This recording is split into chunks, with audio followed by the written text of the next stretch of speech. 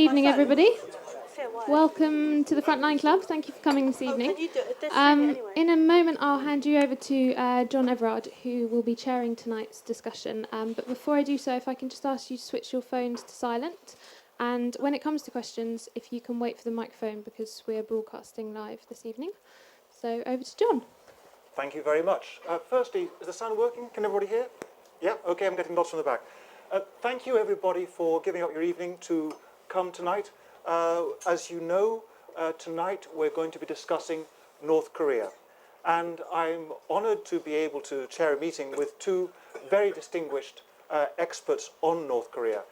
Immediately on my left here, I have Mr. Jang Jin-sung, who has written a book called Dear Leader, which details how he lived in North Korea, his experiences at the close to the top of the North Korean elite, working in the United Front Department in a privileged area of Pyongyang, how things went wrong for him, and how he escaped from North Korea through a series of adventures and an awful lot of very close scrapes. Shirley Lee here will be helping out with the language with Mr. Jang. And on my far left, I have Paul French, who is a noted expert on both China and North Korea. On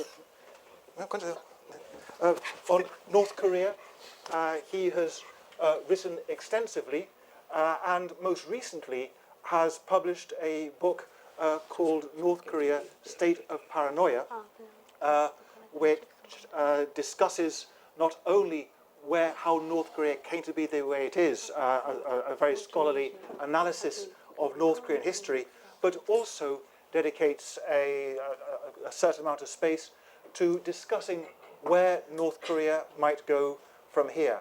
Not actually the subject for this evening, but on the China side of Paul's expertise, he is also the author of the bestseller Midnight in Peking, which some of you may well have heard of. The format for tonight, you'll be glad to know that I'm about to shut up. I am going to discuss various aspects of their books of North Korea with both our guests.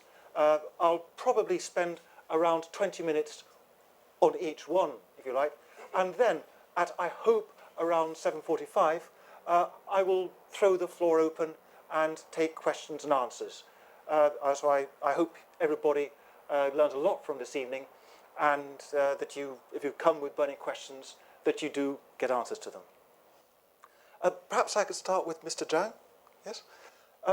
Mr. Jang, welcome to the Frontline Club, and thank you for giving up your evening to be with us. That's okay. You have described in great detail how North Korea was just as you left it. Of course, North Korea has changed somewhat since you left. Did you expect those changes, or have they surprised you?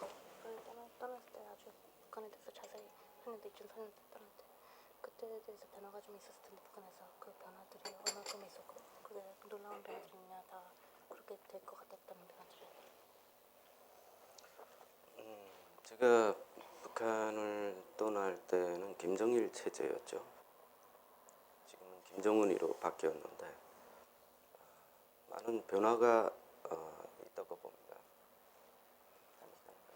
The main difference when I left North Korea, it was Kim Jong-il was the ruler of North Korea. Today, Kim Jong-un is the ruler of North Korea, and there are many changes related to that transition of leadership. 가장 큰 변화는 김정일이가 사망한 것이고. The single most important change since the time I left North Korea is that Kim Jong-il is no longer the ruler of North Korea. 그리고 어린 지도자가 다시 지도자가 된 그 북한을 통치하게 되는 거죠. And that Kim Jong-un, who is a young man who he came into that role rather than building himself up to that role, a man who has been brought into the supreme leadership, is ruling North Korea. 그러나 이렇게 보셔야 됩니다. 그 수령만 세습되는 게 아니고 북한 특권층도 같이 세습됩니다. 그런데 오늘날의 북한 지도부를 그 특권층 그룹이 파워가 더 강해진 겁니다. 그럴 수밖에 없는 이유가 오늘날의 김정은이는 부모 없는 고아인 것과 동시에 유일한 후견인이었던 고모부 장성택마저 잃은 정치적 고아입니다. So on the surface, Kim Jong-il was succeeded by Kim Jong-un. So it looks like a Kim was ruling then and a Kim is ruling now. What also happened was, as Kim Jong-il was succeeded by Kim Jong-un, the elite structure that supported Kim Jong-il's dictatorship has remained unchanged, even though the supreme leader has given up his position. Kim Jong-un has had his uncle executed, as we all know, and with that execution, he has not only become an orphan in terms of his family relationships, he has become a political orphan. He has been isolated. 김정일 같은 경우에는 자기 동창생 김일성 종합대학 동기생들이라도 있었지만 오늘날의 김정은이 동지들은 수의수 유학생들 뿐입니다. Or look at it like this: Kim Jong-il relied on his classmates from Kim Il-sung University to build up the power structure that supported his totalitarian rule. If Kim Jong-un has an old boys network that is remotely comparable, they live abroad in Switzerland, his old mates from school. 그 이유에 대해서는 약간 김정은이가 왜 김일성의 아바타로 될 수밖에 없냐 하는 데 대해서는 뒤에 가서도 질문이 나올 거기 때문에 그때 설명하도록 하겠습니다. For now, I can say that I can put it like this: that Kim Jong-un is the avatar. He's like the icon of Kim Jong-il and Kim Il-sung. He's not a person. He's an image that we see, and I'm sure we'll get into it later how this can be explained in concrete terms. Thank you. Are you able to keep contacts in North Korea who give you fresh information about what's going on? 지금 북한에서 지금 당장 일어난 일들에 대해서 소식통을 통해서 알 수 있냐고요? 저는 지금 현재 뉴포커스 대북 전문 매체를 운영하고 있는데 북한 내부 소식통을 통해서도 알 수 있고 그리고 또 다른 채널 여러 가지 그런 채널을 통해서도 알 수 있습니다. 다른 채널까지만 말해요? 그거는 좀 이야기해 보시죠. So currently I run a news outlet called New Focus, and we keep in contact with colleagues inside Pyongyang, and there are other channels through which we keep in constant contact with what happens inside Pyongyang. Okay. In your book, you make clear that you regard the core directive force in North Korea not as what we see as the supreme leadership, but as the organization and guidance department of the party. If I've understood correctly, you don't think that situation has changed with the arrival of Kim Jong-un. Is that right? 그 책에 보면 그 단조직기도부의 권력이 어떻게 커진지 그런 게 나오는데, 그러니까 여기 장치가 말하는 것 들으면 그 김정은이 그 수령으로 바뀌었지만 당조직 지분은 바뀌지 않고 변함없이 아직도 있다 그런 말이냐고. 네, 오케이. 제가 거기서 조금 좀 설명을 좀 드린다면 북한의 지방 각 단위 기관 학교에 이르기까지 당위원회가 있는데 이 당위원회는 조직부와 선전부, 총무부로 구성되어 있습니다. 크게는 조직부와 선전부입니다. In all over North Korea, at all the levels of organization, the way the country is organized, the district, city, town, there is such a thing called the party committee, kind of like district councils or something, parish councils, whatever. And every party committee has an organization section and the propaganda and agitation section. 북한은 독재, 단순히 독재가 아니라 물리적 독재와 감성 독재 이 두 양축에 의존하고 있는 체제인데 바로 물리적 독재는 당 조직부 그리고 감성 독재는 당위원회 선전부입니다. 이 지방, 이 하부 기관의 조직부와 선전부가 중앙으로 올라가면서 당 조직 지도부 또 이렇게 구성이 되는 겁니다.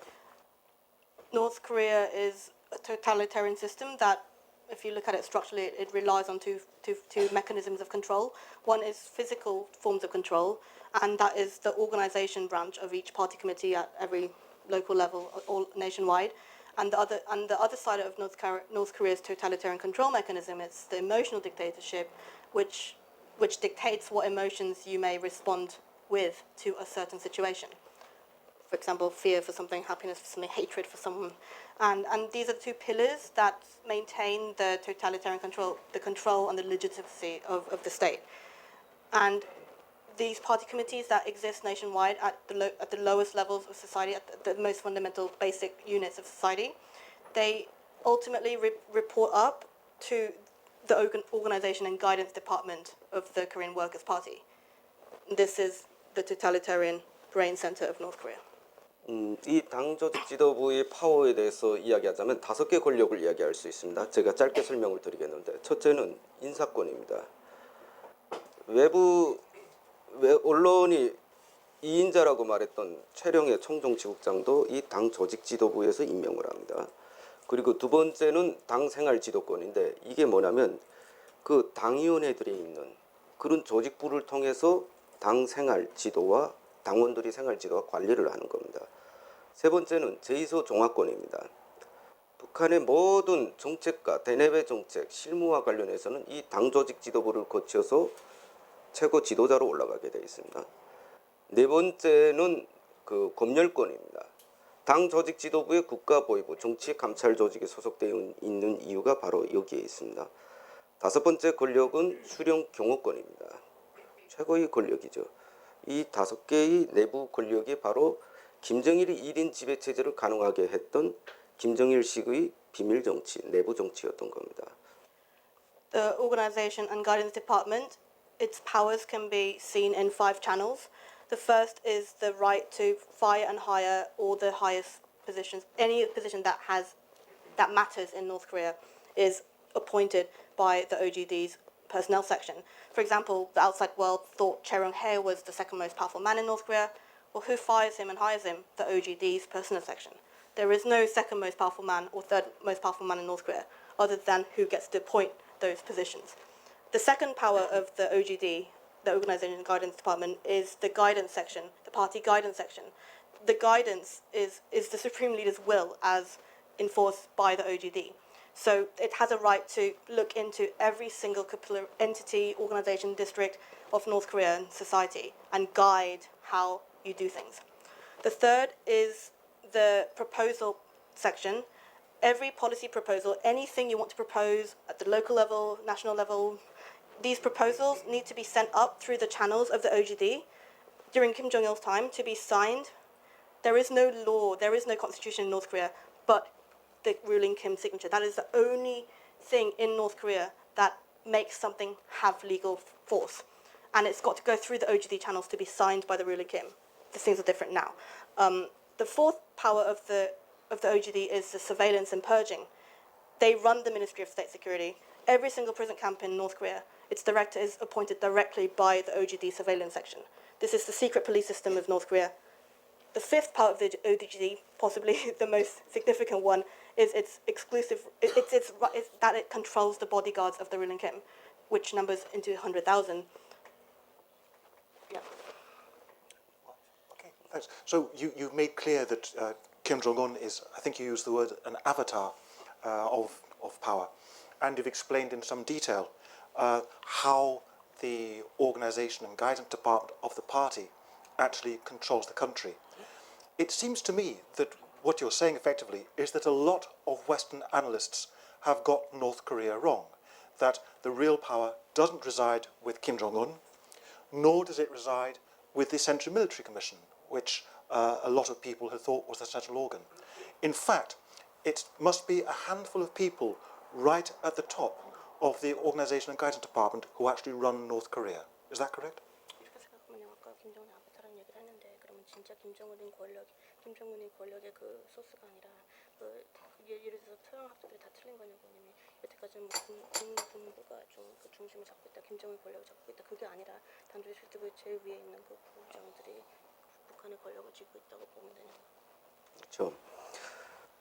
그 우리가 알고 있는 북한은 유일 노동당 그 국체제인데 이 노동당이 첫째 규약이 당의 유일지도 체제입니다. 이 그럼 당의 유일지도 체제를 누가 만드는가?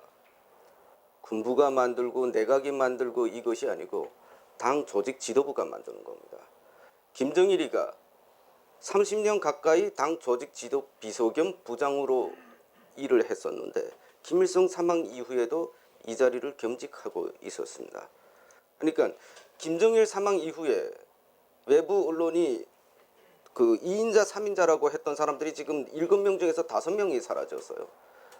누가 그들을 제거하냐? 김정은이가 강해서? 아니죠.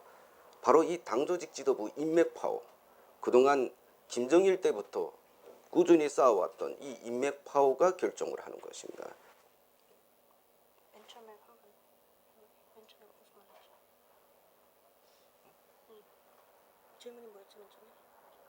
Sorry, got it. Yeah, so the OGD is the source of all power in North Korea, of political power in North Korea, of economic power in North Korea. Okay, I'll just. So for example, when Kim Jong-il died, people, again started talking about the second most powerful man, the third most powerful man, like the 7 most powerful associates of Kim Jong-il. 5 of those 7 people reckoned by the world to be the most powerful men in North Korea. 5 of them have disappeared. And did they disappear because Kim Jong-un is so powerful? Say no, because the OGD is so powerful.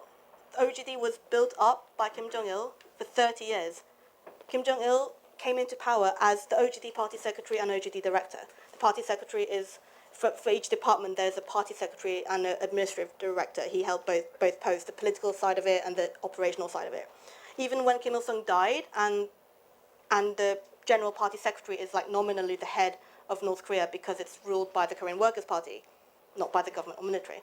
And even when the general party secretary died and that nominal leadership of North Korea opened up, Kim Jong-il kept his position as the party secretary of the OGD and the director of the OGD. And this is a power base that allowed Kim Jong-il to rule North Korea under a tentacled totalitarian system. Not through the military, not through the government, but through the party's organization and surveillance and guidance structures and enforcement structures. So, this is like a trust network. This is like a clique. These are people he trusts with his life. These are family. Like literally, they are classmates of him from Kim Il-sung University. But this is an old boys network that manifests itself structurally as the OGD. And so when Kim Jong-il died, all these people that the world saw as the most powerful men, they have all disappeared. But these men are still there, just as they ever were. Thank you. We'd perhaps move on to another subject. In your book, you say very, very firmly that the country that North Koreans hate most is China. Of course, you were talking about a conversation back in 2004. Do you think that is still the case 10 years later? 북한이 제일 중요하던 나라가 중국이었다고 2004년도에 그렇게 상황이었는데 지금도 그렇다고 생각하나요? 중국 정부는 아마 장성택에게 많은 기대를 했을 겁니다. 왜냐하면 가장 온화한 인물이고. 근데 김정일 집권 기간에 김정일이 주체에 결국은 중국이 굉장히 괴로워했거든요. 마지막 미련을 걸었었는데 그런 사람마저 제거를 한 그런 북한 권력층에 대해서 지금 상당히 지금 아주 혼란스러워할 것으로 그렇게 보고 있습니다. So Kim Jong-il hated China. Rather than put it like, does North Korea still hate China? China had great expectations from Jang Song-taek. Because Kim Jong-il was finally gone, okay, maybe we can start doing something. Because Kim Jong-il was just, China was really annoyed by Kim Jong-il, not listening to them. So they thought, okay, Kim Jong-il's gone, maybe we can work with Jang Song-taek because he has a different opinion of what he can do with us. And then Jang Song-taek got removed and China is stuck with the same men of Kim Jong-il. So that's the situation, the way he sees it. Okay, thanks. My last question, and but by way of a trailer, I'm going to make it my first question to Paul when we shift over. What do you think will happen in North Korea? A nice simple question. 진짜 간단하고 너무 대답하기 쉬운 질문을 하나 하겠는데 좀 넘어가기 전에 북한의 미래 어디 가야 하나 북한이 어떻게 변할 것 같아요? 네, 너무 간단한 쉬운 질문 좀 뻥으로 잘못된 정권은 언젠가는 잘못되겠죠. 그러니까 독재는 긴 것 같지만 무너질 때는 순간이기 때문에 저는 그때가 그렇게 멀지 않았다고 봅니다. This is like a pun, I'm trying to think of it. So, something bad always happens to a bad regime. And no dictatorship lasts forever. And when such a meticulously, when such a system goes, it doesn't erode, it goes. And I don't think we're far from that time. So you say that this kind of system doesn't erode, it will go suddenly? 갑자기 간다는 게 어떻게 되냐고. 천천히 바뀌는 게 아니라 갑자기 간다는 거잖아. 북한의 지금 가장 큰 그 북한 엘리트층들은 이미 다 깨어 있어요. 그런데 외부 세계가 김정은 유일영도 체제라고 인정해 주는 꼴이죠. 그렇기 때문에 이제는 북한이 더 이상 3대 세습은 공인됐지만은 그것이 이제는 합법화 된다고는 그 내부에서 그런 생각을 하는 사람은 아마 몇이 안 될 겁니다. The North Korean elite themselves, they already know it's ended because North Korea is a Kim dynasty, but Kim is no longer in power. The world thinks Kim Jong-un is in power, but no one in the North Korean elite believes that. So in that regard, the system is over. Okay. Thank you very much, Mr. Jang.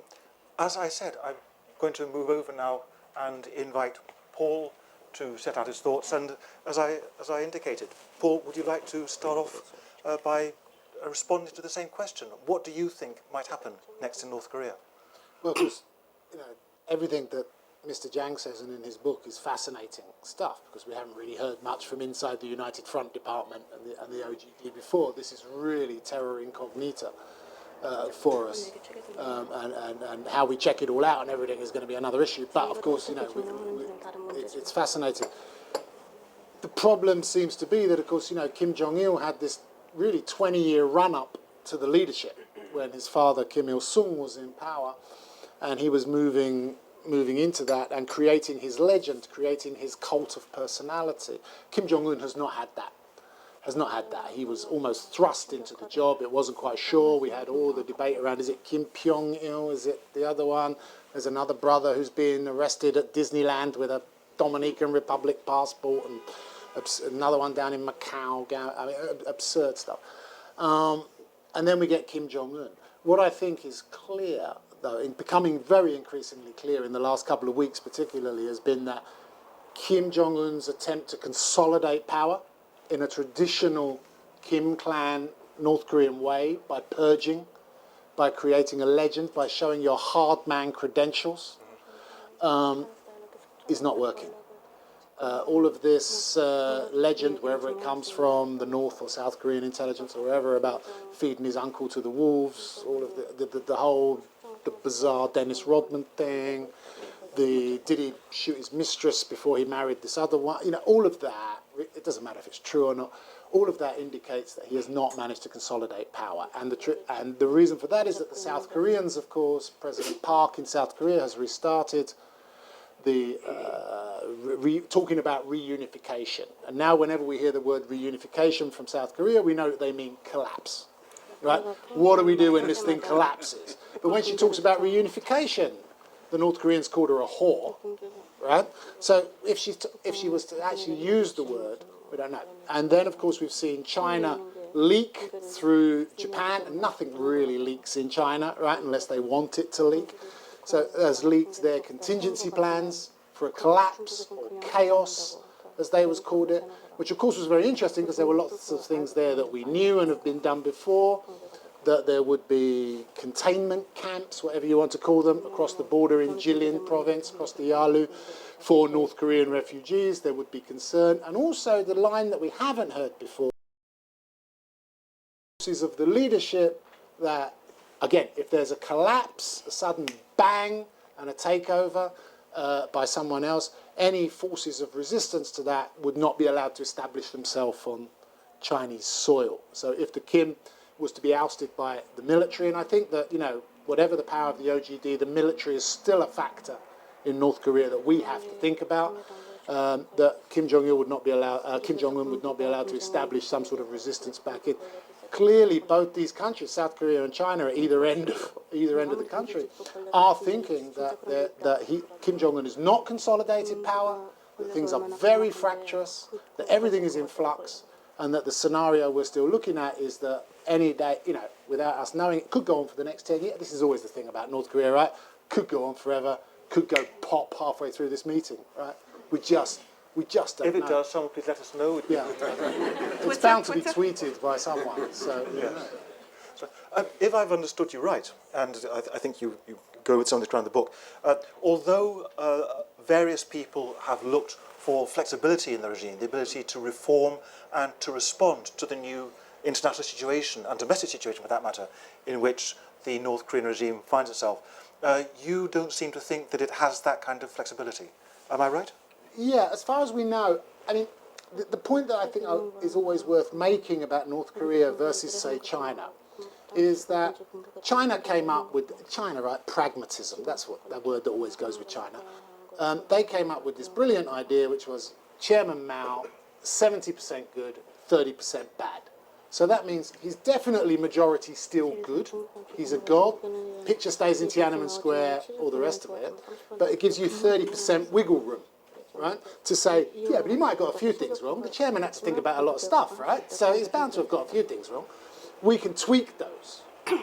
And that's reform and opening up and a market economy and a consumer society and all the rest of it. So it allows you that wiggle room. In North Korea, if you look at the 2002 reforms, it's 100% good, 110% good for Kim Jong-il. When those reforms failed, you could not admit the failure. There was no wiggle room there for change in economics. And you couldn't talk about it, because to talk about it would mean that Kim Jong-il's great economic reforms had failed, so we just don't talk about it and we just forget about it. The same has happened with Kim Jong-un's very tentative reforms around agriculture in the last 18 months or so. So, you know, that I think is the great difference, that Kim Jong-il, whoever is in power, Kim Jong-un, whoever is in power, must take the full responsibility for everything. Yeah. Whereas the Communist Party in China has always had this release valve. And of course the Chinese are always saying, give yourself a release valve, do some reforms, maybe things can change, please, because otherwise it will go bang. We know that, and we end up with 30,000 GIs on the Yalu River, and we really don't want that. Okay. I asked Mr. Jang just now whether he thought that North Korea would actually end suddenly. From what you've just been saying, it sounds as if you do think that. Well, I think, well, it's not necessarily what I think. I think that is what the thinking now is in Seoul and Beijing, where they have the greatest knowledge. I mean, I know Beijing better than Seoul. We always had the tradition in Beijing of saying that since the Korean War, the relationship between North Korea and China was as that of lips and teeth. And then the Chinese, in a very sort of Chinesey way, said North Korea should remember that the teeth are cold when the lips are gone. Right, you know? It's a great phrase. Okay, do you get that? Right, yeah. Now they're being even stronger. Now, there was a group within Beijing, particularly within Tsinghua and Beidao University, that very much had worked with the North Koreans to try and do the reforms around 2002. That group in China, anyway, was known as the Chrysanthemum Group. That group of North Koreans who had been to China, observed things, gone back and tried to work on the reforms. We really don't know how much they were able to influence Kim Jong-il. We really don't know how much they were able to do it. What we do know is that since 2002, particularly since 2007, so this is still under Kim Jong-il, most members of those North Korean economists that the Chinese referred to as the Chrysanthemum Group are gone. They're purged of all power. I'm not saying they've all been taken out and shot, but they're certainly not in power at the moment. So as far as we know, in terms of the economy, we have no economic reformers in any positions of power at the moment. Okay. Paul, can I ask you something about the title of your book? You call it North Korea State of Paranoia. I was intrigued by this because if you follow through the quite carefully crafted logic of the book, what you show is a state whose premises may be slightly strange, but if you accept them, then there's a kind of logical consistency to the way that the North Koreans actually act. This isn't right paranoia, is it? Yeah, I mean, I don't really think it's that difficult to understand the way North Korea act. In the minutiae, it's difficult to understand, but in the general picture, not particularly, right? This is a country that at the end of the Second World War was under Japanese colonial rule. It then goes into a civil war. Of course, America becomes involved in that civil war, as do us, and all the rest of the powers that fought on the side of the South. This is a country that was threatened with nuclear annihilation, right? You can't get away from that, right? They were going to drop bombs on the place. So they've responded to that. So there is a culture of theatrical victimhood, which Mr. Jang knows from writing the history of North Korea and dealing with these documents. That means that, it is as if Japanese colonial occupation, World War II and Japanese aggression and the Korean War are as yesterday. And, it feels surrounded. It has not always been able to rely on China. There were definite rifts, Sino-Soviet split, Cultural Revolution and stuff, big problems. There was the famous, the Chinese got very annoyed with the North Koreans when North Koreans went up to the Yalu River during the Cultural Revolution and thought that Mao wasn't quite hard enough and put up the sign that said something like Mao was a big fat pig or something like that. That really didn't go down very well with the Red Guards. There was Mao personally, I'm sure. Yeah, it did really. There has been all of these splits. They have cut themselves off, but for all of this, what I would call theatrical victimhood of this period, it is sort of understandable. There have been direct threats against the country. You may not like what was created in North Korea, but it was a nation. It was built. Kim Il-sung, I think, even by many people who've defected, many people who've left the country, is still regarded as a great man. He was a great post-World War II nation builder in that sense, in the sense that we saw in Indonesia and in Malaya and elsewhere in Asia.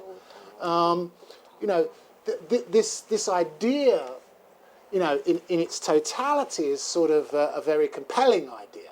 But of course, in its actuality and in its minutiae, it's become extremely warped. Okay.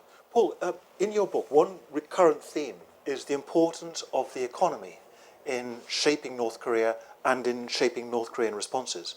Of course, recently, analysis of the North Korean economy has become much more complicated because we've seen this considerable improvement in the economic conditions of Pyongyang, so where the elite live, at the same time as a continued impoverishment of the provincial cities and the countryside. How do you think this will play out? What will be the effect on North Korean politics in the end? Well, it's always been the case, really, that Pyongyang is this special place that has a special treatment during the famine. The famine really did not touch Pyongyang as much, of course, as it did the rest of the country. But economics, I think, really answer everything. I mean, we can worry about the minutiae of details and rumour around the Kim clan, but ultimately, there's not actually a lot we can do about that, as outsiders. There's nothing we can do about that. The failure of the economy and the command economy, the Stalinist-style command economy, created famine, it created collapse, it created impoverishment. The inability to get out of that famine is, of course, awful for the North Korean people. Not enough food, not enough medicine, not enough social care, and so on. But it also is bad for Kim Jong-un. If Kim Jong-un has a clash going on with the army, or with any group within society, his way out of that is to provide economic prosperity.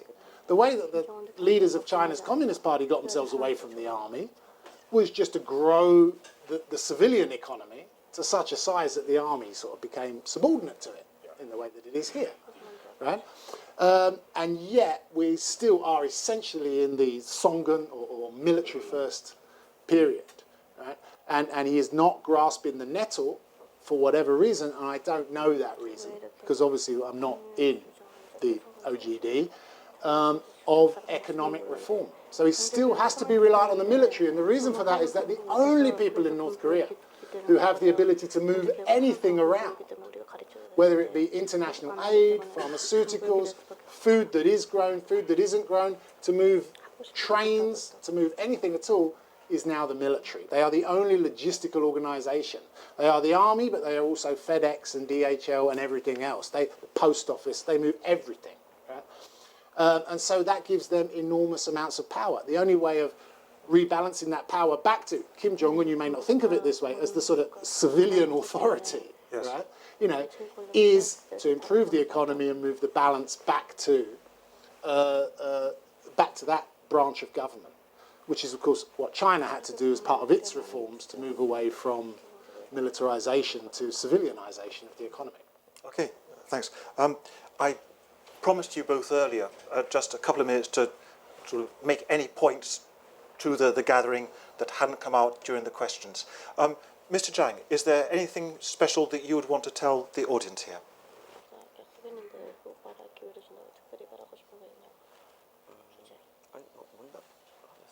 Saying to wait for questions? No? Okay. I noticed just now when Paul was talking about the economy, you were nodding. Did you want to comment on what he was saying?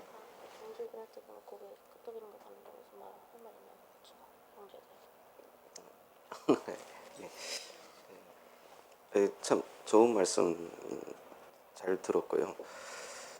그 당조직 지도부에 대해서 조금 이야기를 한다면 북한 군의 최고 순회는 원래는 그 한국 같은 경우에는 행정 쪽이죠. 그러니까 작전 이름 군사 쪽인데 북한 군을 대표하는 사람이 총정치국장입니다.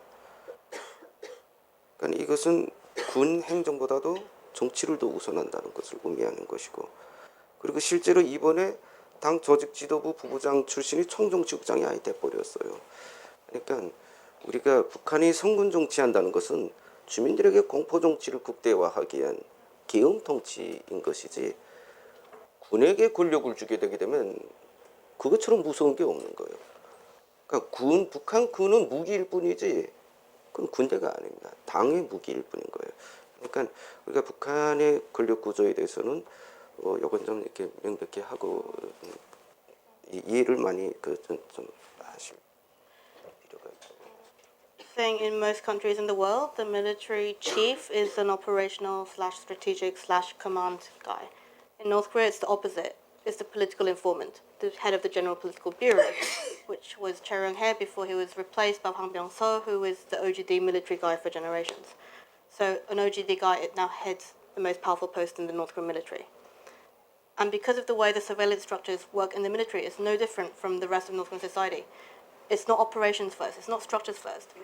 It's political informant over everything. So, and when North Korea says military first politics, it's not about the military having power. It means martial law, to enforce on the spot punishment for infringing Kim's guidance. So basically saying, and the military is not an entity. It's a lump of metal, he's saying, in the arms of the party. It cannot enforce orders, it cannot do anything, it cannot appoint anything. It just follows orders as another member of North Korea's military society.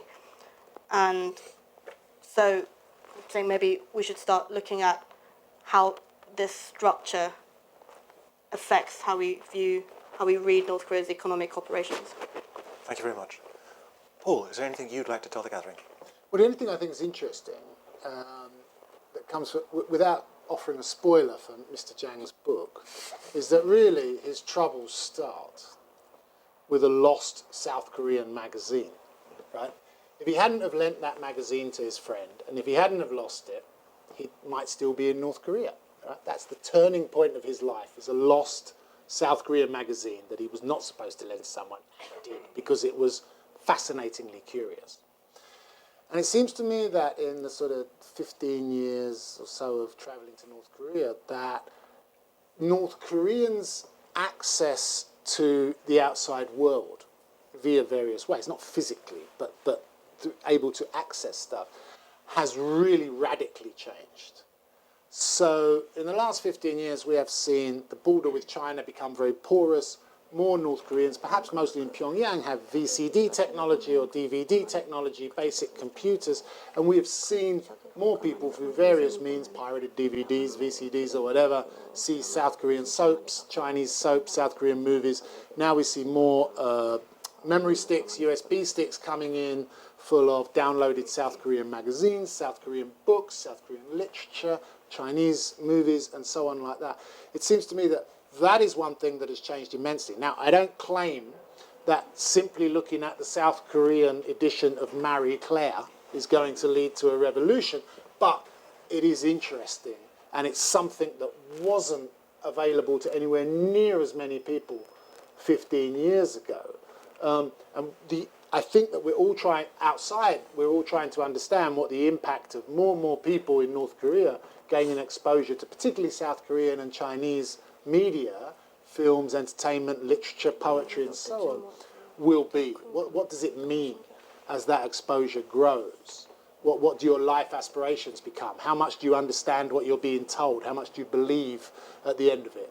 You know, that's something that's new, and it's nothing to do with anything. It's just technology is allowing things to come into the country in a much, much easier fashion. And as we know, even in China, try as you might, and be very successful as you might be with blocking things, you can't stop the flow. You know, it seems to be impossible to stop it completely. And I think that's a fascinating thing to try and understand now for us. The flow of information, the flow of information and what it's doing to people's heads. Okay, basically. Thank you. I'm now going to, Mr. Sorab, throw the floor open. Millicent, you're recording this, I know. Do you need people to identify themselves? If they want to. Yes, okay, thanks. Identify themselves. Well, that's fine. So, if you would please, I'll try and keep a rough tally of questions. I think, sir, you had your hand up first. If you would please, okay, noted. If you would please identify yourselves, and if you wish to address the question to one or other in particular of our guests, please say so. Can they give their national insurance number so we can just cross-reference that they are who they say they are quickly? Thank you, Paul. Thank you. My name's Arvind Hickman. Very interesting. I have a couple of questions, actually. The first one is, if the current regime does collapse, as Paul suggested it could well do, who would be there to pick up the pieces? Who would be next in line? Is it the OJD or is it someone else? And my second question, which is probably more pertinent to your last point, was what do you think North Koreans think about the West or cultures outside of them, given the fact that you've said information's now flowing through much more freely? For example, I remember the example about North Koreans being told they won the World Cup or they beat Brazil 7-0. I mean, obviously it sounds a bit ridiculous, but is it the case now that they're actually quite savvy with what's going on elsewhere outside of their country? I don't know. I'll answer the first bit, though, which I think is very interesting, which is what would happen if there was a collapse. And it was interesting, I was talking today with Deutsche Welle television, and they were just like, well, it can't be that big a deal, because we handled it with the East Germans, but it's still costing us loads of money. And you're like, no, this is multiples of what you're looking at in Germany. And of course, the dirty little secret of North Korea for the rest of us, for all of us really, is that reunification is not something we want. And actually, collapse is not something we want. We might have to deal with it, but we don't really want it. Because unfortunately, for the 22 million ordinary North Koreans who have a pretty horrible, hard life, we can't afford it. South Korea can't really afford it. The division between North and South has grown and grown. Many young people in South Korea, don't really want to have to take this on. They prefer to, get a mortgage, buy a house, go on holiday, do what everyone else does. Japan is still mired in recession. The Chinese, as we know, their mindset would not be able to handle any sort of mass move across the border and so on. America hasn't got any money. We ain't got any money. The Europeans haven't got any money. I mean, nobody wants it. Nobody needs this bill right now, Also, what would we do? The South Koreans used to have a joke that the first thing you'd have to do is parachute in 1 million psychoanalysts, right, to try and work on this. I think that probably what would happen is that the border would have to be kept in place, both in China, obviously, and at the DMZ. There would have to be something.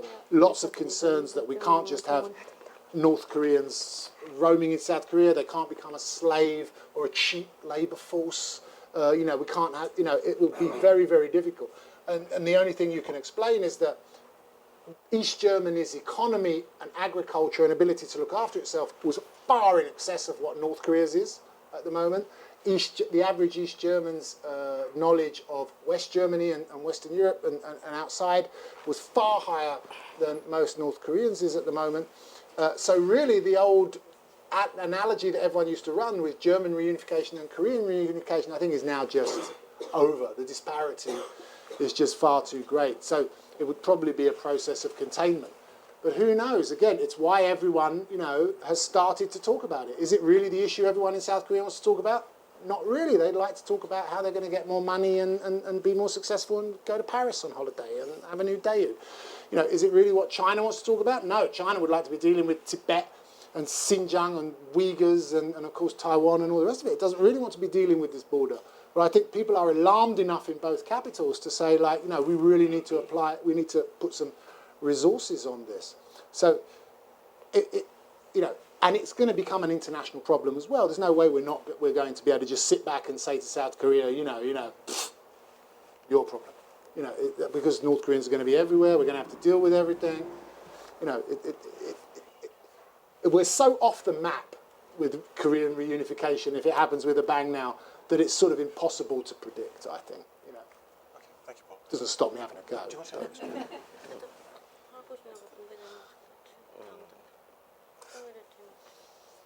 제가 지금 2004년에 와서 지금 한국에 정착한 것은 10년입니다. 그러니까 저희 자유민주주의 나이는 10살이에요.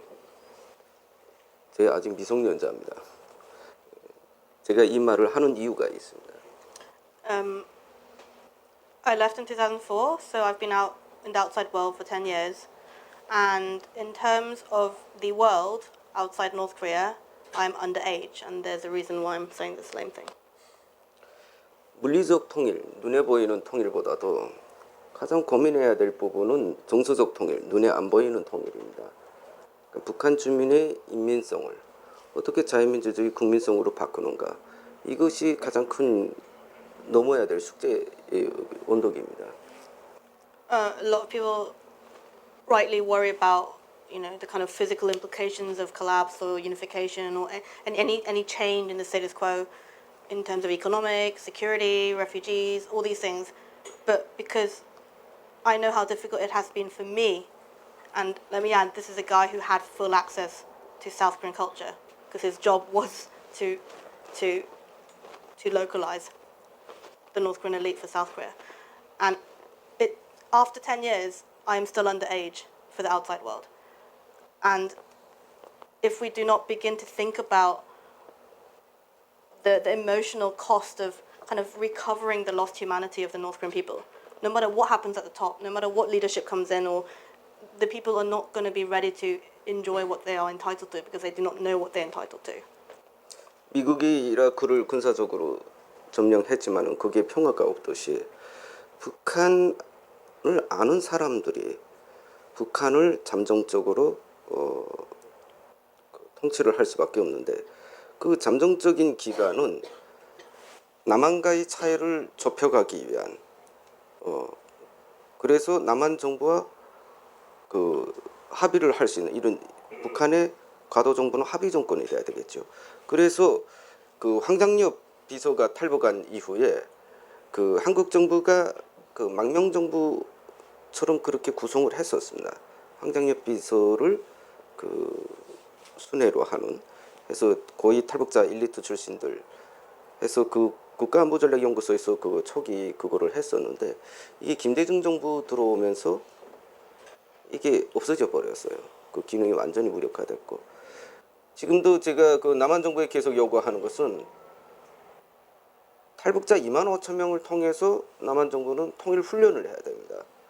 근데 지금 그 많은 그것이 잘 해결되지 않고 있어요. 그러니까 아직까지도 계속 좀 시간을 두고 고민해야 될 부분인데 그러자면 북한을 경험한 탈북자 출신 엘리트 출신들이 경험과 또 그들이 조언을 모아서 좀 더 현명한 통일 프로젝트를 만들어야 된다.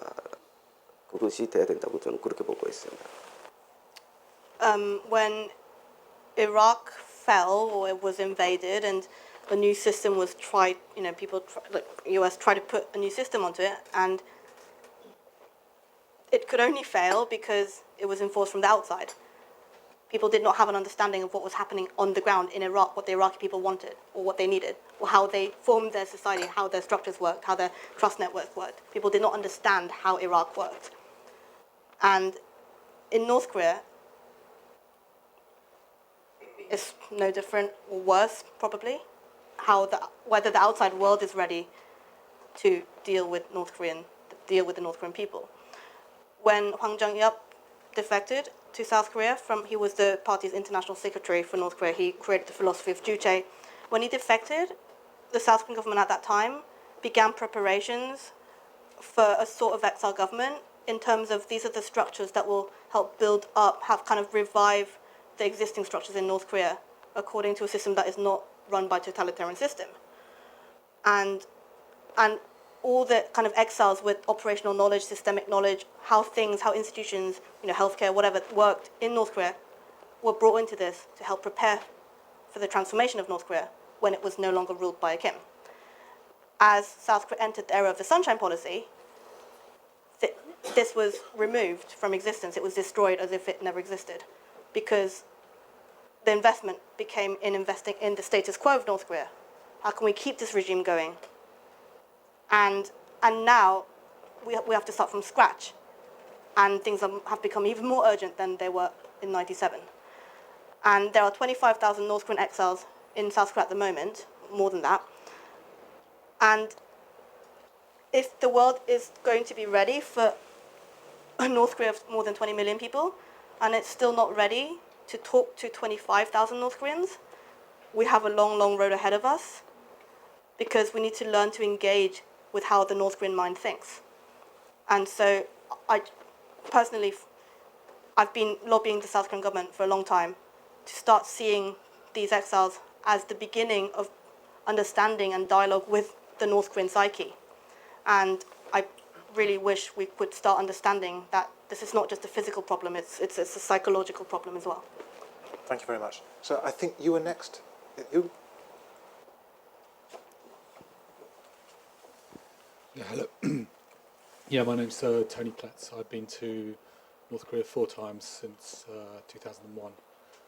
My question is specifically about North Korean people in terms of their future. We've mentioned sort of about the possibility of an imminent collapse and the convulsions that would cause, possibility of maybe economic reform, which looks pretty stillborn, or the country sort of continuing in the state it is at the moment. What do you think is the best outcome for the North Korean people? What could be the best way forward for them? Were you asking Paul or Mr. Jang? Both, actually. Okay. 북한 예방 가고 그러는데 지금 북한 주민 위주로 생각하면 붕괴도 있고 뭐 개혁 개방은 안 될 것 같고 뭐 여러 가지가 있는데 제일 좋은 미래가 뭐냐? 북한 주민 위주로 보면 북한에 대한 지금 상황에서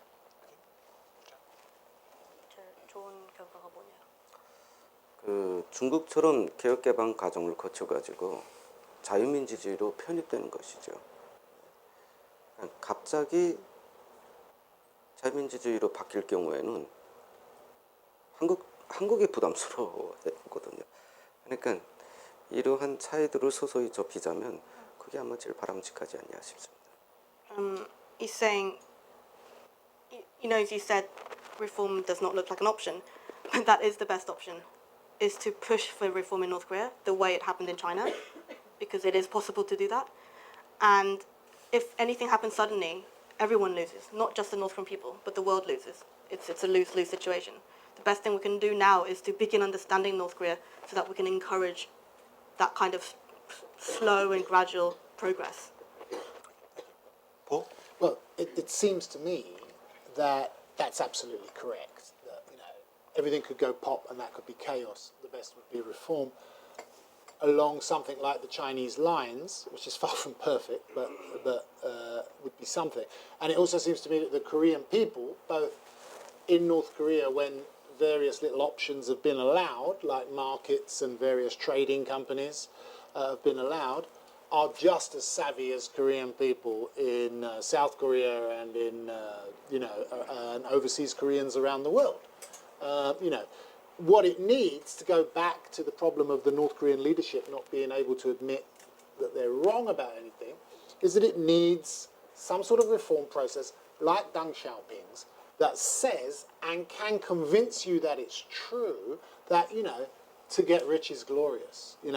It doesn't matter if the cat is black or white as long as it catches mice or whatever, Step out on the stones, all that stuff that Deng Xiaoping did, which said, jump into the sea, cast yourself in. Lots of parameters around. I talk a lot in my book about how the North Koreans looked at Chinese reform and the Chinese motif of this idea of it's a bird and a cage, and it's a question of how big does the cage get, how big does the bird get. If the cage doesn't get big enough, you kill the bird, and if the cage is too big, the bird flutters. It was all very Chinese. But anyway, it sort of works that way. And North Korea needs to do that, to unleash that potential, slowly, over time, with restraint, retaining things like price controls, almost like an economic welfare state that allows entrepreneurship to emerge, but not to have oligarchs and organised crime and all the rest of it that can come along with that if it's not done rightly, and will still happen, of course, it's a sort of natural byproduct, but would allow people to happen. That, I think, would be the ultimate sort of process. And the North Korean regime should sort of be able to understand that, because at least until today, unless anything different's happened, here we are 25 years after Tiananmen with a Communist Party still in charge of China, but with all of the, Christmas decorations and gewgaws of consumerism and everything, and wealth and everything around it, and the ability of people to travel, shop till they drop in Selfridges, and then they all get on the plane and go back home, by and large, right? I mean, that is the reality of modern China. It is a process that could be begun in North Korea. It'll be hard. It will take a long time. It just needs someone to do it. I can't really see Kim Jong-il as that man, I have to say, but someone has to take that decision. Thank you, Paul. I think next question was the lady here in front. Sorry? Shall I just ask? Well, use the mic so everyone can hear. Yes. I just wanted to ask, please, could you tell us a bit how the North Korean psyche works? And if there isn't enough money in the world to start investment in North Korea, how does the gentleman see that is its development happening?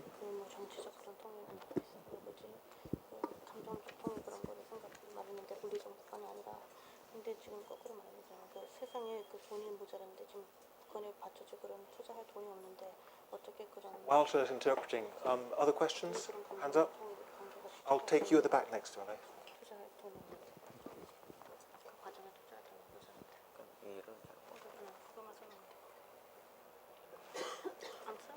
Oh, you go ahead.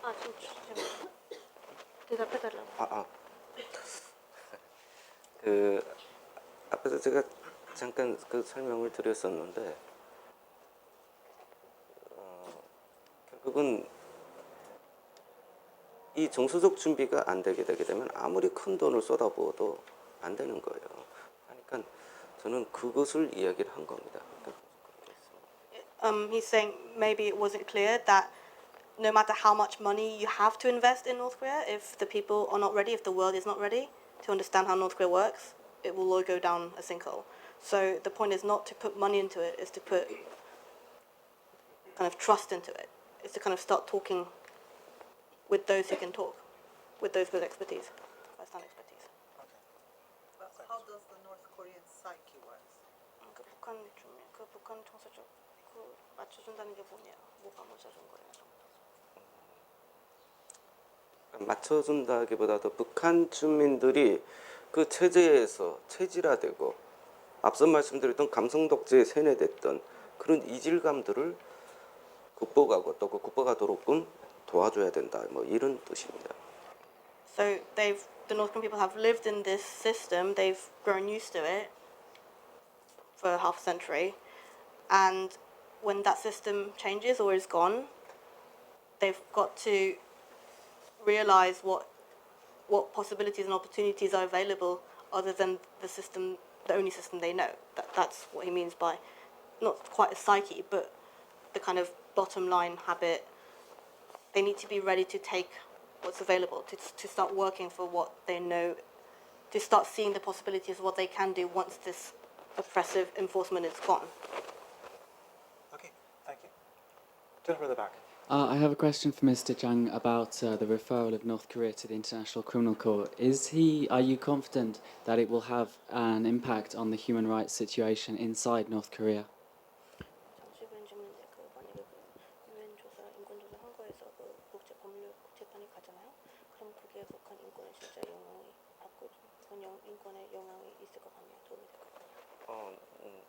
상당히 도움이 될 것으로 봅니다. 일단 그 안에서 북한 지도자에 대해서 논의가 된다는 자체가 북한은 지금까지 수령주의로 왔기 때문에 수령 신격화 그것만 남아 있거든요. 근데 북한 주민들이 우리 지도자가 지금 국제 범죄자로 지금 논의가 되고 있네. 이것만으로도 상당히 심리적 혼란을 줄 겁니다. 그걸 얘기해도 지금 끝까지 가면 해고는 끝이 네, 그리고 핵은 김정은 정권과 같이 종말하게 돼 있어요. 같은 정체성이기 때문에. 그러나 인권 문제 같은 경우에는 이것은 끝이 보이는 일입니다. 왜냐하면 북한 정권이 보여주기식 감옥들을 이렇게 지었어요. 외부에서 인권 압박이 너무 들어오니까. 이건 뭐냐면 인권 압박에 쫓겨서 대화에 나갈 준비를 했었다는 걸 의미하거든요. 그러니까 제가 계속적으로 말씀드리고 싶은 것은 미국은 북핵을 주도한다면 유럽은 인권을 주도를 해야 됩니다. 그래서 그러면 인권을 어떻게 주도하겠냐. 육자회담 선례 방식이 있기 때문에 그러한 절차와 시간적 압박들을 만들어가면 북한 정권을 아마 정면 후면을 이렇게 다 같이 공격하는 것으로 되지 않겠냐 싶습니다. Yes, he really believes that referral is what is needed to start a reform process of human rights in North Korea, because North Korea has come to a point where the elite are having to debate against each other, and if this international pressure comes, it has to be on the table for discussion within the elite. How do we respond to this pressure? And like some people think, if you keep pressuring them, won't they, fire weapons or whatever?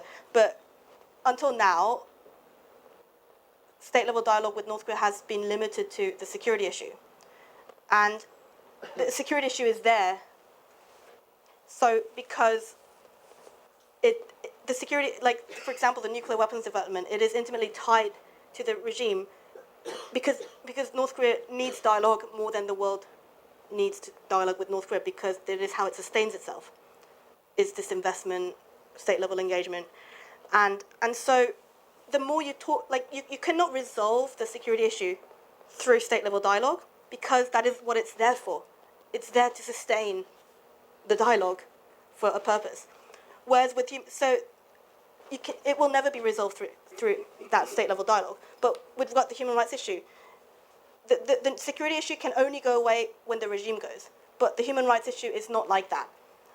If you keep pushing for it in the way, for example, the US has done, they have to give in, because there is no reason for them to have to continue that if they see that it's more expedient to give it up, to close the camps, to encourage reform. But no one in the world has ever put pressure on the North Korean state in terms of its human rights problem. It's always been a security problem. And so, and this, because of the changes that have been happening, if we do that, it not only gives them an incentive, but it kind of gives them a get-out-of-jail-free card. This is not a state that will explode bombs and self-destruct. It has put that out there for a reason. And if we realize that and say, look, we're pressuring you with human rights, but this is how you come back. This is how you join us. We care about this issue. There's no reason for them not. Why should they keep the camps open? For example, he's giving a concrete reason. When this pressure started building about the human rights, they actually built new prisons. They were actually getting ready for dialogue, because they knew if they were pushed into a corner for human rights, they had to show that there was progress being made on the human rights issue. So there's already been various signs that if you push on the human rights issue, they have to respond to it. And so if the US has led this international policy on the basis of security issues, it's saying it's maybe Europe's job to push on the human rights agenda. This talking to multilateral international bodies, whether it be the International Criminal Court or whoever, is actually a way for the regime to extricate itself from this problem of never admitting it's wrong. China used that, right? Joining the WTO. Zhu Rongji was quite clear in China that there was so far he could go and no further, but then he could join the WTO, which everyone thought was a good idea because it reduces tariffs, but it bashes a few people in China, farmers and so on like that. But hands off Gov, not us, WTO, but overall good for China to be a member of the WTO, makes us one of the great nations. The ability, one of the problems, to go back to your point, about why no one invests in North Korea at the moment is it's pretty impossible to do. I mean, I've been involved with oil companies who have put large amounts of money into drilling, finding oil reserves that the North Koreans could make money from, saying, okay, we'll go in, we'll drill, we'll take the oil out, give the North Korean government this percent of money, we'll take this percent of money, okay, great. Up come the findings, because to go to market to fund it, it can't be one of the, because of the rather unhelpful American Trading with the Enemy Act, it can't be one of the big oil companies, it has to be a niche one. And you need to go to the market with the geological findings, and the North Koreans say you can't do that, it's a state secret. Well, no one's going to say, I'll give you £1 billion for oil rigs and everything on the say-so. And the North Korean government says, you should trust us. You know, you should do that. It's just like, it's not going to happen. Complete misunderstanding. So that's why no one invests. But no one will really invest until there is some dialogue between Pyongyang and the International Monetary Fund, the World Bank, ASEAN, the Asian Development Bank. These are the big lenders. Once they go in, once they set the criteria and have the relationship with the government, then your investment banks will follow. Then your Morgan Stanleys and all the rest of it will make the investments. And after that will go the equity funds, and after that will go the hedge funds, and after that will go all the odds and sods of world investment, the oil, the wheels of all of these things, right? But at the moment, this is a get-out clause. I see no reason why the Pyongyang government should not be able to talk to the IMF, to the World Bank. This is almost government-to-government level things. This is not having to deal, you know, which the North Koreans feel more comfortable with. And if you say, okay, we need to do this, we can bring this money in, we can make life better, and we're dealing with the IMF, or, of course, you can spin it, the IMF is dealing with us, right? You know, the IMF is paying its dues to North Korea. That is some way that you can sort of mitigate it. It certainly did work in China, and it's worked in some of the Central Asian countries as well. It is possible that that could be a way to do things in North Korea as well, is to get those multilateral lenders in first. Thank you, Paul. Next question. You've had already. Anybody else? Don't all shout at once. Okay, looks like you got a second shot there.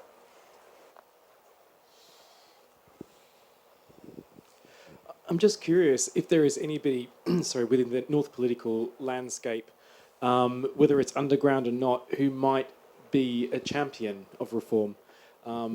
Is there anybody that you're aware of, if it does collapse, that can step up and form something new and something great? Was that addressed to Paul or to Mr. To Jang? both. To both. Okay, Paul, do you My want to answer kick would be no, and if Mr. Jang would like the job, it's his.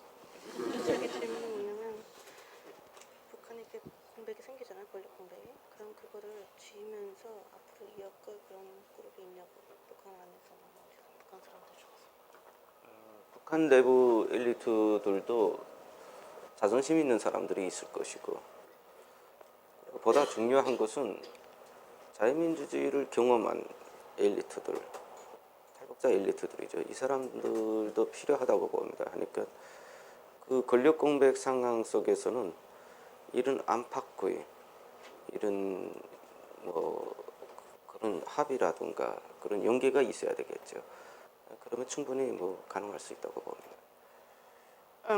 He's saying there are many people in the North Korean elite who have a conscience and who want to take on that role, and there are North Koreans outside the country who have left who also believe that, to work together with people inside Pyongyang now.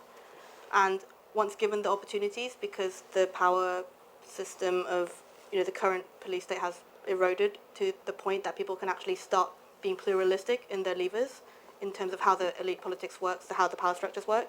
There's no reason why, I don't see why this group to lead North Korea into a new future can't exist. It already exists. Thank you. Hello. My question's for you. Is there anything about... You, Mr. Jang? That's right. Yes, okay. Is there anything about the way of life in North Korea that you feel nostalgic for?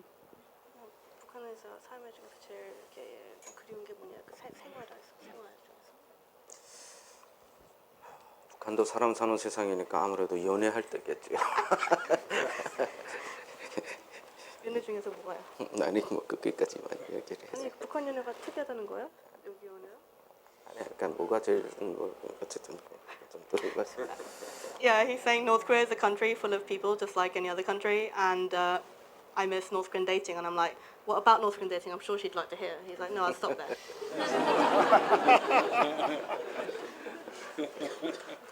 Thank you. Further quick, we have a lady at the back there.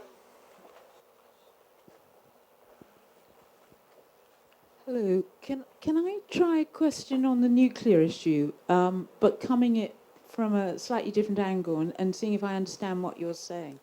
Are you really saying there won't be any progress on the nuclear issue until the system is more opened up and there isn't the same feelings of insecurity that will not allow any kind of progress, and that actually it's be better to be dealing with the North Korean psyche and building relationships and trying to change those relationships before you get any progress on the nuclear issue?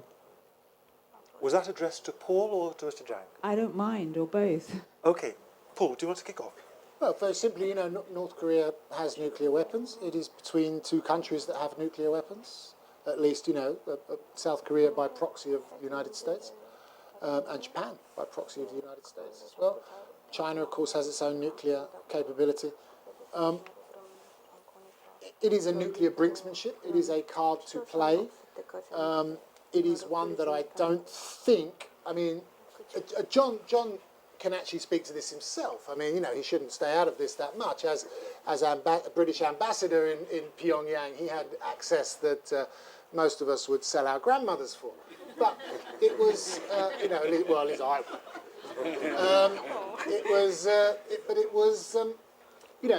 Whether or not Kim Jong-il played the nuclear card very well, I think, is a very big question. Whether or not Kim Jong-un even knows how to play that card is a very big question. To me, looking at the country economically and believing that the collapse of the country is due to the economy, the rebuilding of the country will be due to economic reform, the waste of resources into the nuclear issue at the moment is such that it is all designed as a military deterrent or attack, if you like. None of it is connected up to the civilian power grid. Right? This is a country without large amounts of natural resources, without large amounts of natural fuel that has to rely on things being imported.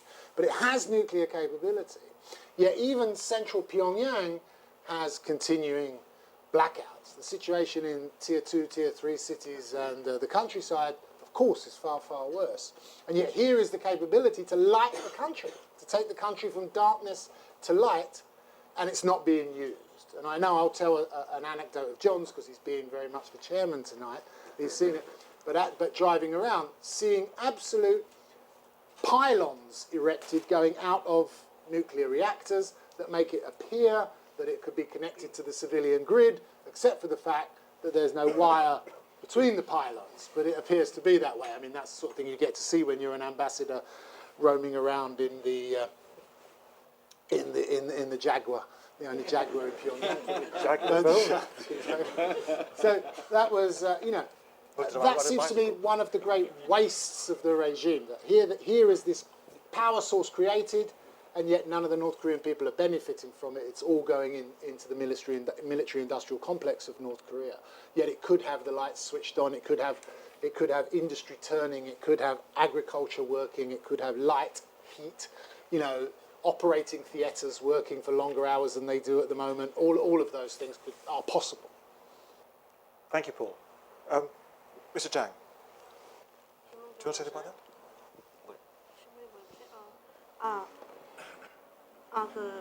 핵이 대화를 안 풀리고 정권이 바뀐 다음에야 핵이 없어진다는 걸 말하면서 그게 그러면 어떻게 구체적으로 되냐 그런 단계 과정.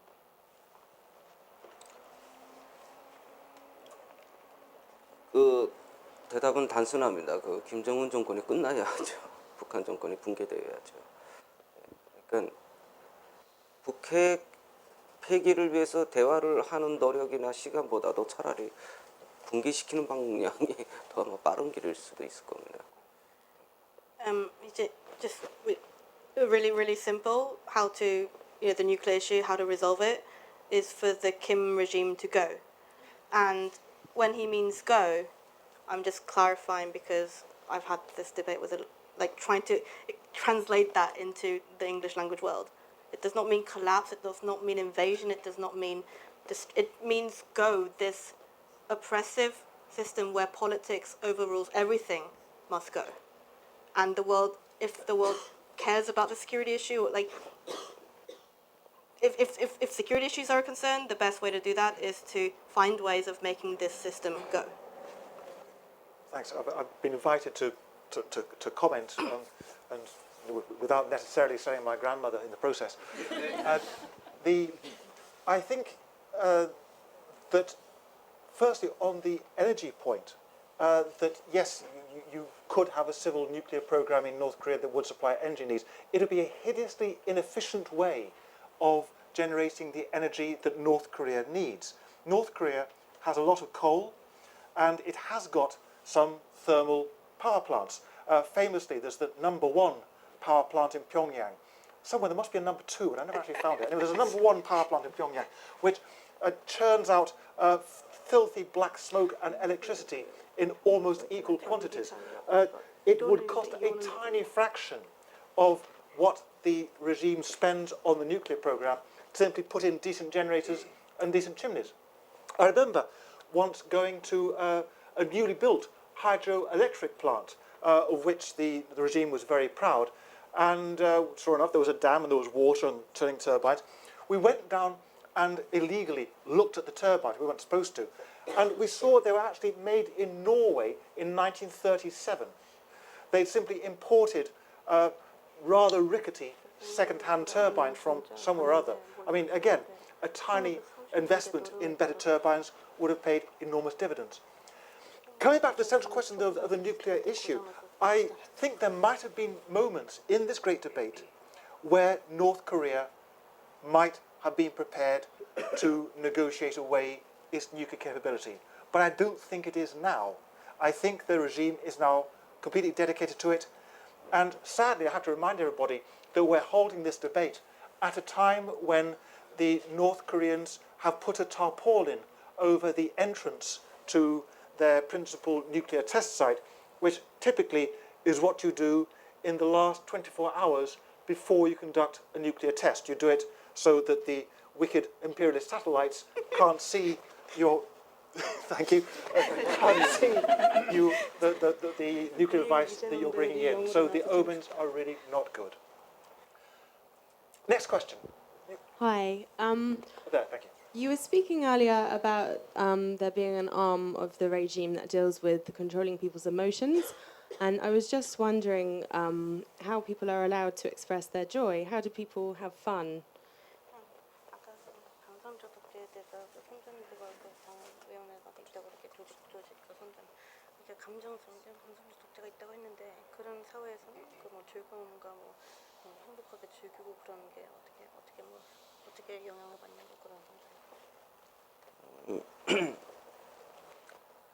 뭐 사람 사는 세상이니까 거기에서도 기쁨이 있고 행복이 있지만은 아무래도 자유민주주의보다는 아주 제한적이지 않을까 싶습니다. North Korea again is a country like any other country in the world. People live there, human beings live there. We express joy, we are happy, we have fun, except it is restricted because you can't go beyond a certain limit because then it becomes political. So what kind of hobbies do people have? I mean, do people go to cinemas? Is it just all the same kind of things that you could expect in any society, or is there a limitation on culture?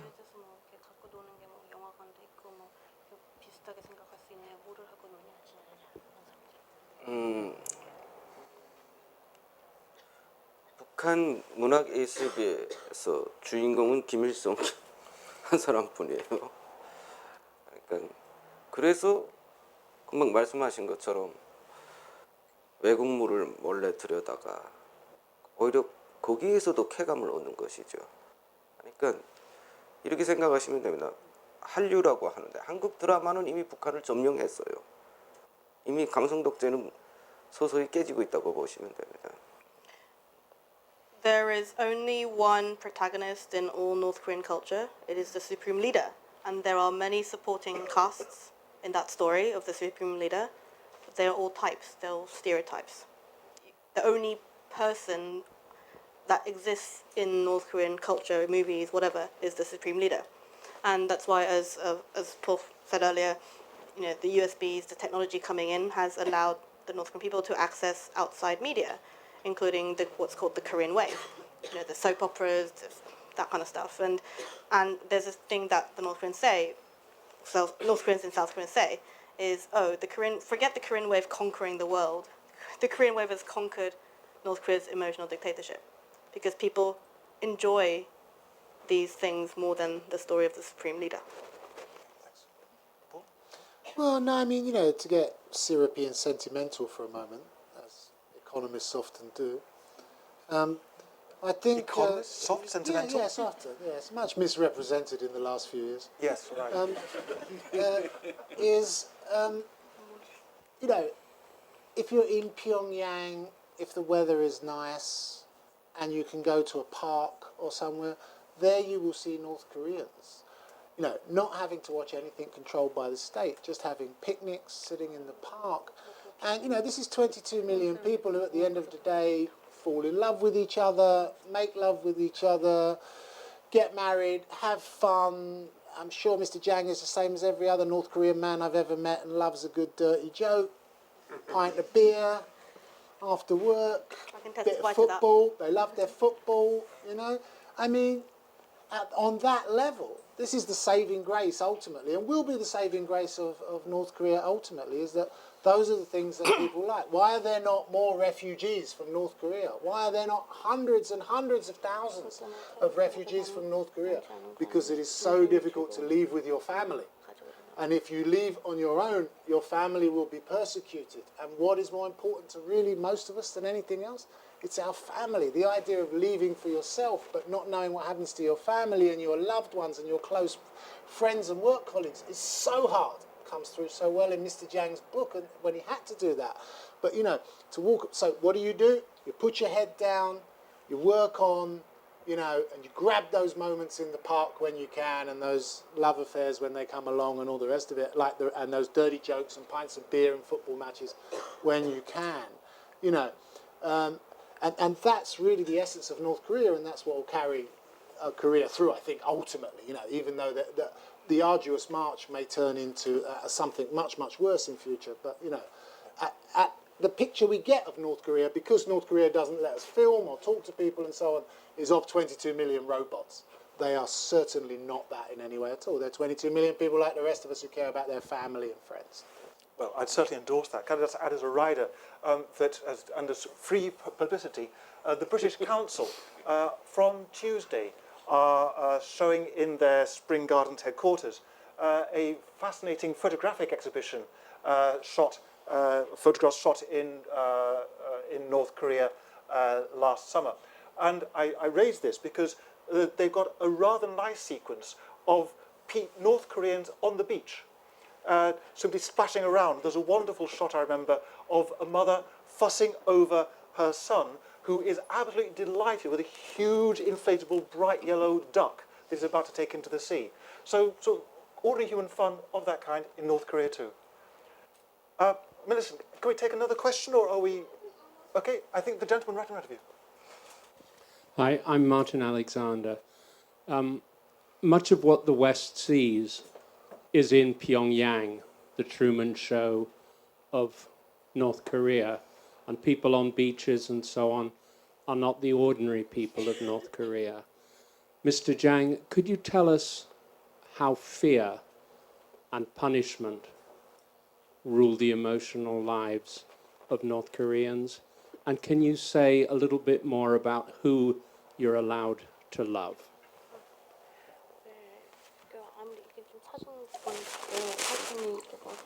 가서 보면 바닷가에서 노는 것도 있고 그런 게 전제가 나온대요. 근데 그게 평양 전시장이라고 했잖아요.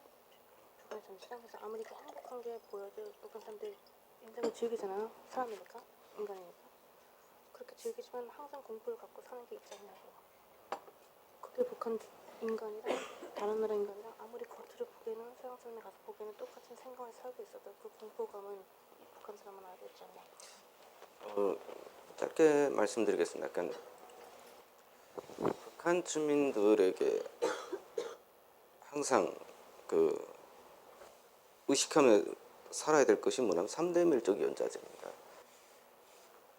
자기가 잘못하면 그 3대까지 수용스러 가는 것이죠. 그러니까 웃음, 뭐 기쁨, 뭐 희열, 이것은 커다란 공포 속에 작은 점이라고 보시면 됩니다.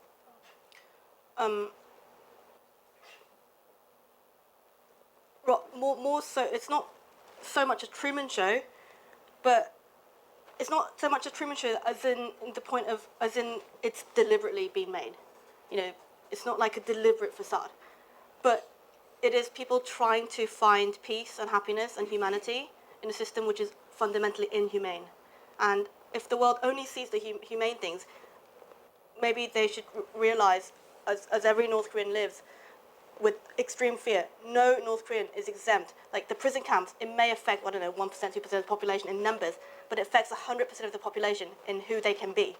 Because the moment you do something that the state deems is wrong, you are condemning not yourself, as he has said many times. If it took my own life, if it took chopping off of my arm, if it took my dying a slow, painful death to actually try to do something within the system and speak out, I and many other North Koreans would have done that.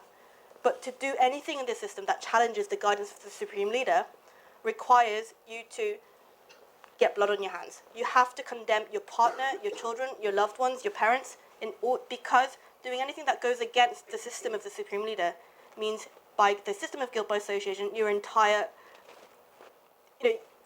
you want to protect the ones you love, so you do not challenge the system. And it is within that concentration camp of fear that people are trying desperately to lead happy lives. And that is the happiness that outsiders can see when they go to North Korea. Wow. Thanks, Mr. Chang. I think, can we have one more, or are we done?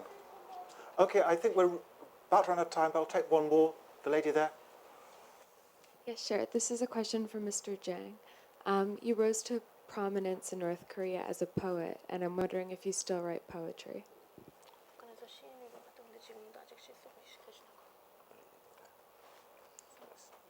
Yes. Nothing like brevity. Okay. I think at this point, yes, I will bring the proceedings to a close. Can I please invite you to end things with a round of applause for our two guests, who I'm sure you'll agree are really fantastic.